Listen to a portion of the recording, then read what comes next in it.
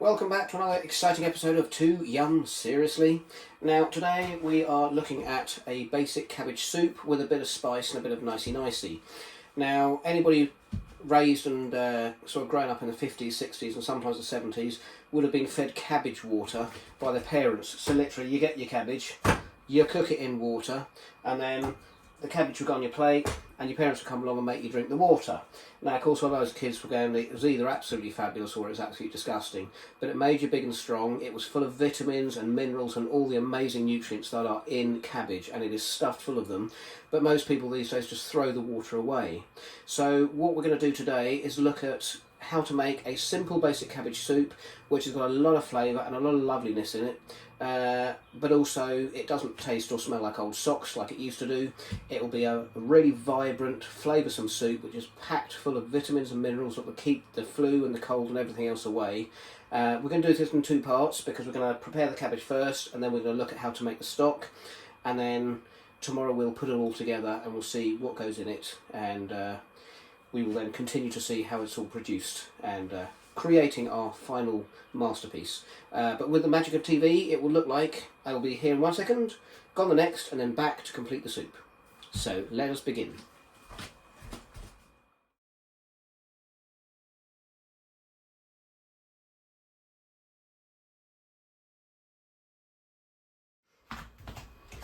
Right, so that's the cabbage chopped. This is ready. We're going to cook this, and this is going to go for meals for work and my dinner tomorrow night.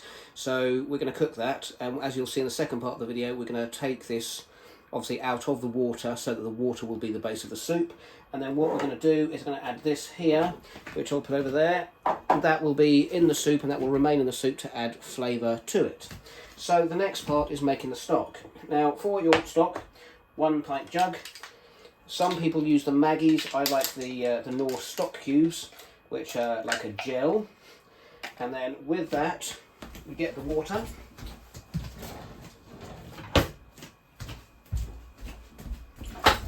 So first of all, keeping it simple,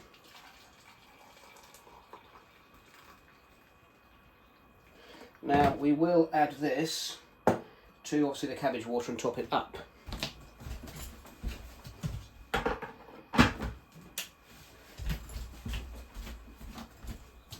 So with that, we are going to add, we're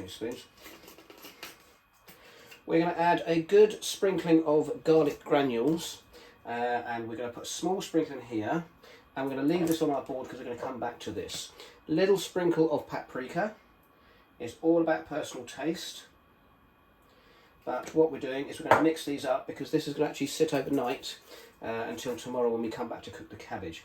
Nice sprinkling of Italian herb seasoning, done with paprika, and then a little tiny bit, just to give it some base, of Madras curry powder. Now this just gives it a little, half a teaspoon, it gives it a little base and a little depth to the stock. So what I will do is we'll stir this up and we'll just let this dissolve.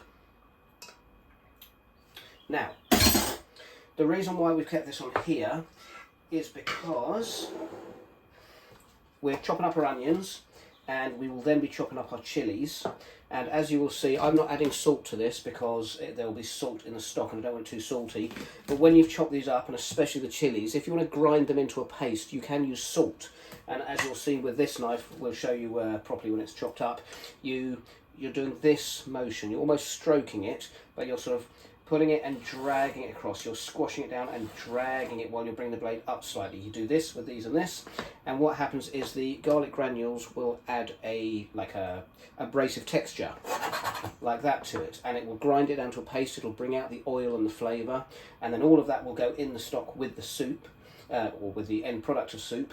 But normally you can use salt, but we're using garlic granules because it's very textured, similar to salt, but as previously mentioned, there is salt in the stock, so I don't want to add extra salt. So without further ado, we'll begin that.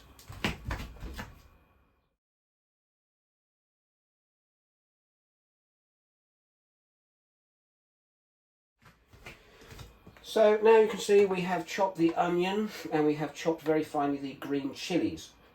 So what I'm going to do is take some of the onion off and stick it in with the stock part so it can soak out and absorb some of the flavour. And then the onion I'm just going to put in the pan so that it can cook with the cabbage and add flavour to that while it is cooking later. Let's try and...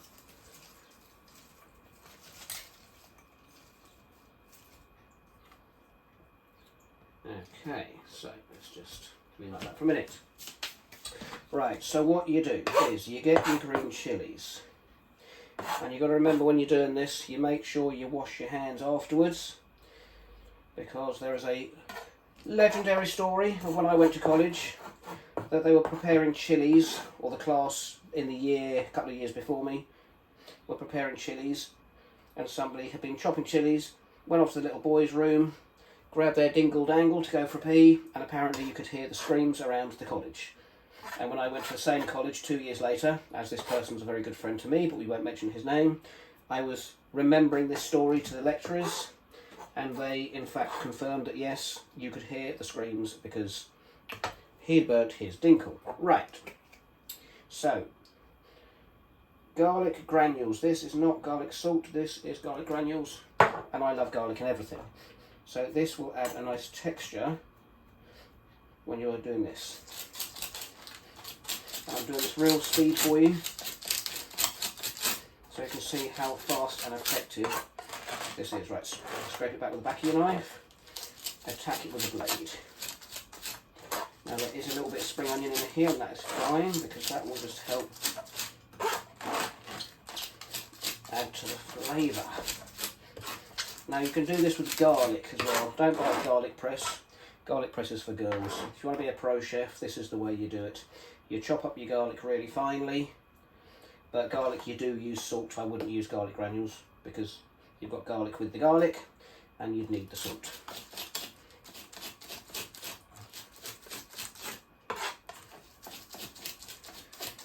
And in case anybody is wondering, I spent just under 2 years at catering college. I went twice. I did 5 different courses, and then I worked about 1, 2, 3, 4, 5. No, still one more. I worked about 20 years in hotels, in all fields of catering, and I'm delighted to say that this knife is one of the original knives I still have in my kit from 1988 when I first went. They are still razor sharp, and I still use the same techniques that I used back in 1988 when I was learning how to cook and prepare food in catering college. Number 1. Right, chilies done.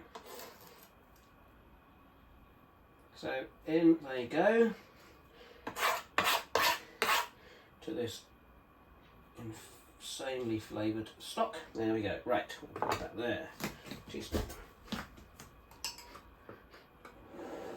There we are. Let's put this here for your viewing pleasure. Now this smells lovely already, and this will be the onion, the garlic, the stock cubes, all the spices, and that will marinate overnight until tomorrow, when we will return and watch the cabbage cooking, and then we will put the soup together. Right, we'll see you in a minute. So welcome back to part 2 of our cabbage soup video. Now what I've done here, just to remind myself, let's pop you back in there a minute, is I have cooked the cabbage ready so that you don't have to sit here and watch these pots boiling. So the cabbage is cooked and sitting in its water. I've also got out the beast. This is the beast. It's a big mother of a pan. It's what I make soup in. And what I've done here, as you can see, is I have put the stock into here, and I've just given it a little stir around, so it's just sat there with the lid on. So what you do next is you put your strainer or your sieve, whatever, over the pan, and you very carefully put all your cabbage water, without spilling all over the stove, I think it's done. You put all your cabbage water, no cabbage, into your pan. And then you can keep the cabbage because this will be basically for my lunches next week. So that's the cabbage with a bit of onion. So there is one. We had so much I had to put it in 2 pans. So in goes the cabbage water. Now remember, this is cabbage and spring onion, and we made the stock earlier in the video. So this then goes back. Oh look, I can actually put that in there. create some more washing up for me. Well, Mrs. Mott can do the washing up while I'm cooking this. Right, so your cabbage water is in. Washing up for Mrs. Mott. Right, so there we are. Now you have a nice big pot of cabbage water, stock, all the nicey-niceys. And then what you do is you go splot and you put in your raw cabbage, which is going to cook to death because we're going to simmer this for about 45 minutes, and then we're actually going to take the cabbage out and throw it away because it will be too soft and gooey, but we want it for the flavour. So, see if I've got the right one. No, it's not that one, it's that one. I've only been here 10 years. There we are. Let's just make sure we've got the right one on. Just roll it over. No, see, 10 years and I still get the wrong stove. Right, bosh, let's try that one.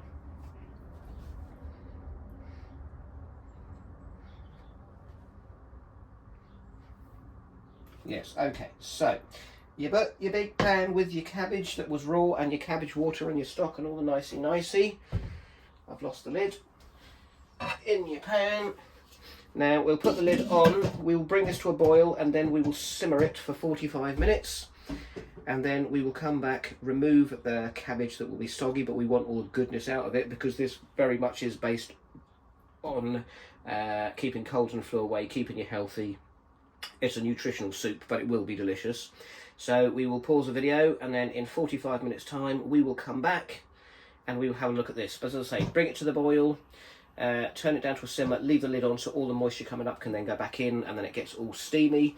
And then what I do is once it's cooked, if I'm saving it for later, I leave it to cool with the lid on because that way all the steam will go up, it will condense, it will go back down and all the flavour will reabsorb into itself. And you will get a stunning, stunning, rich, flavoursome soup. But what I'm also going to do with this, and I nearly forgot, is I have cooked for next week my little meat plate.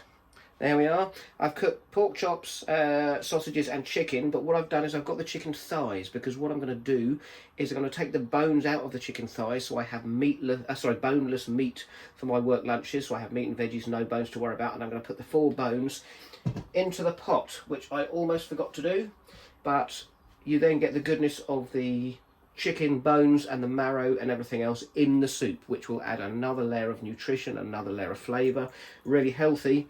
And a footnote to all you sort of millennials and new kids on the block who are doing all this bone broth, which now are being sold in cartons as a manufactured processed, that's the unfortunate thing, it's processed nonsense, but manufactured processed bone broth, bone soup, bone marrow broth, bone marrow soup, however they're marketing it, acting as if it's this new, wonderful, amazing superfood that everyone's going absolutely crazy for. You're about 4 generations too late. We've been doing this, my great-grandmother did it, my grandmother did it, my mother did it, she taught me, I learnt it in college. So we're going to do that shortly, so I'm going to take the meat off the bones and I'll pop it in there and then we will be ready to go. So I will pause you for a moment. Right, just a quick update. This is still simmering slowly, waiting to come to the boil, but as I said, we've taken the bones off the 1, 2, 3, the 4 chicken thighs. This is what it looks like. Basically, don't have to be fussy. Don't do this if you're feeding those funny vegetarian sorts, and don't even feed vegans, they just eat shoes and tree bark. And then you are putting the lid back on, bring it to the boil and let it simmer for 45 minutes and the goodness out of the bones will be insane. And then you'll have a soup that will be full of amazing flavour. So welcome back to the final part of the cabbage soup on the 2 Yums Seriously channel. The glass is not dirty, I've actually put some soup in it already to heat it up so it doesn't crack when I demonstrate it with you. So, to recap, we bubbled the soup for 45 minutes, we left the lid on so that it would capture all the moisture and reabsorb and marinate itself. So, I've let it cool for about half an hour after it's finished cooking and come off the hob. And obviously open the pan away from you so I don't get a face full of steam. As you can see, this has got cabbage in it still, but what I'm going to do is just show you what this looks like. Right. Okay.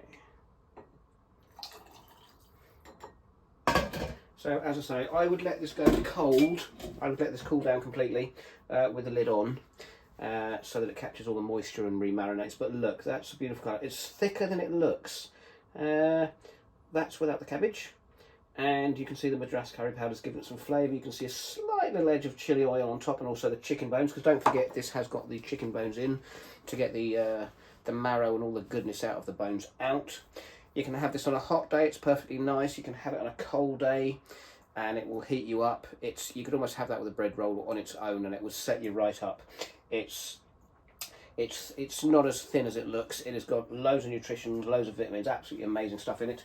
And I got the muy caliente bottle of hot chili sauce, which my daughter gave me a set of 4 for Christmas, so thank you, daughter. I put 2 teaspoons of that in and it's given it a nice heat. Of course, it also has the 2 green chilies in as well. So a perfect soup for a hot or cold day, stuff full of nutrition. It will do you right, it will make you better. If you've got cold or flu, have this. And as they say, if nature didn't make it, don't take it. And just as a little tease, I will show you my menus for next week. Just to give you an example, and this is totally unplanned, so we're doing this straight off the hoof. There we are. These are my meals for next week. Just tighten you up there. Right, so we have got, to give you an example of the healthy, I need a pointy thing. We've got ribs, it's obviously baby sweet corn and carrots. We've got pork chops here. We've got chicken. That's another meal for a different day, so that's ribs again. And then we've got the breakfast pies here. We've got spare ribs and spare chicken here, which I'll either use for soup or making a salad. So this is the way to go, people. Eat real food, enjoy real nutrition, be well, be healthy. And as I say, these are the breakfast pies for next week. That's it. Hope you enjoyed the video. Do leave comments and questions below. Cheers for now. Bye bye.